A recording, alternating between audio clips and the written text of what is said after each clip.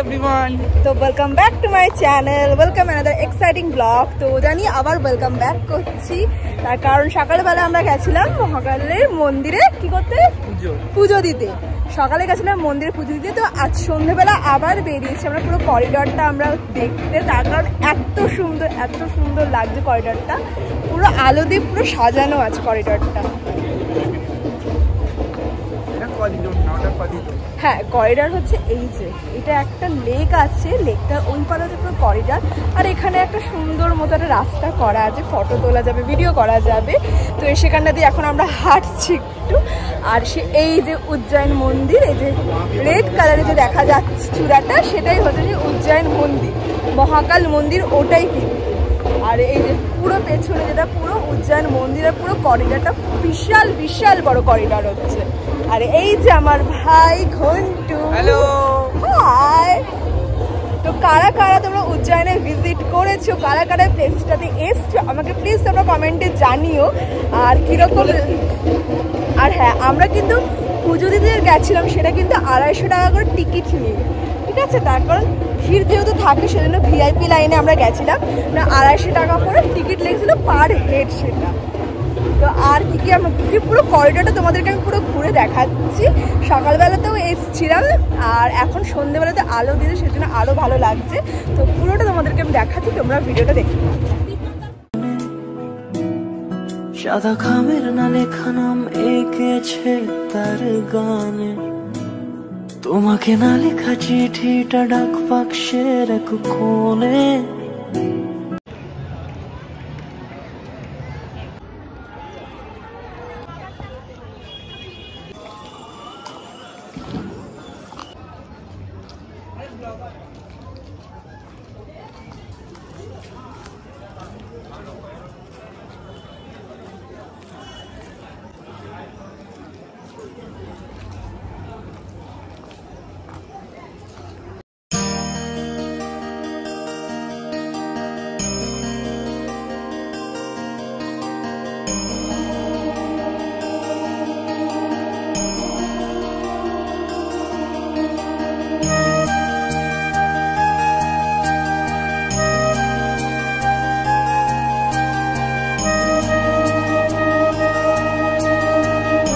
মন্দিরে এত সুন্দর কারুকার্যগুলো, মানে এত সুন্দর ডিটেলসে সমস্ত কিছু করা, মানে জাস্ট ওয়াও। মানে সত্যি এদের শিল্প যে করেছে, যে এটাকে বানিয়েছে, তাকে আমার স্যালুট, মানে তাকে শত প্রণাম আমার তরফ থেকে। এত সুন্দর জায়গাটাকে বানিয়েছে, মানে বলতে হবে।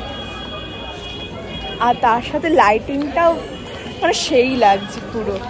মানে যারা তোমরা যদি উজ্জয়নে ঘুরতে আসো না, তোমরা 3-4 দিন পুরো উজ্জয়নেই তোমার পুরো কেটে যাবে দিনটা। তার কারণ এখানে এত মন্দির আছে, এত ভালো সুন্দর জায়গা, মানে এত ঘুরতে যে কখন টাইমটা চলে যাবে, অন্য কোথাও যাওয়া তোমার টাইমই পাবে না।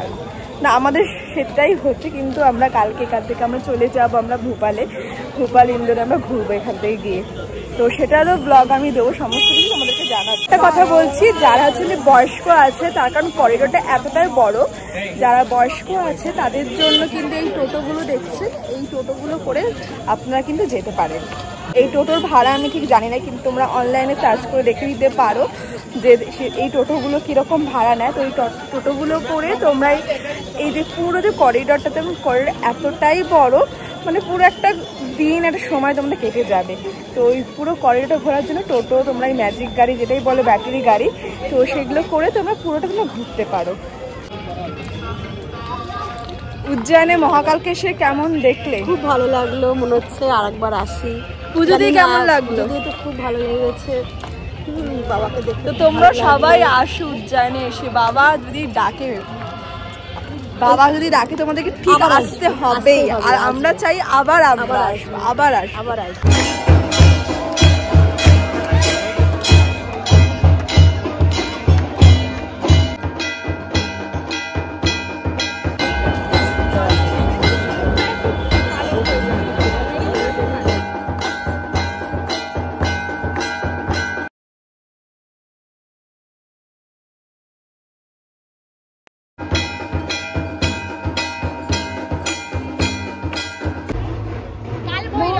ভৈরব। এই যে মহাকাল ভৈরব।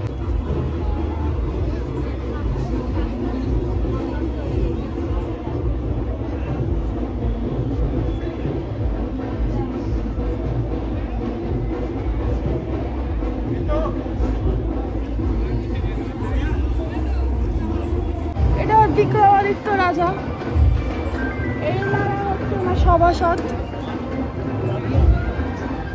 ইনি ধন্বন্তরী, একজন বিখ্যাত আয়ুর্বেদিক ডাক্তার তখনকার দিনে প্রাচীন। এটা হচ্ছে কালিদাস, মহাকবি কালিদাস। এদের মধ্যে 3-4 জনকে আমি চিনি মাত্র।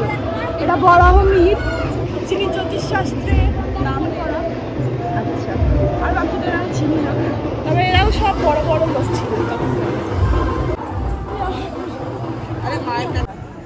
पार्वती पते हर हर महादेव। सारे बोलो जय महाकाल, जोर से बोलो जय महाकाल, हर हर महादेव।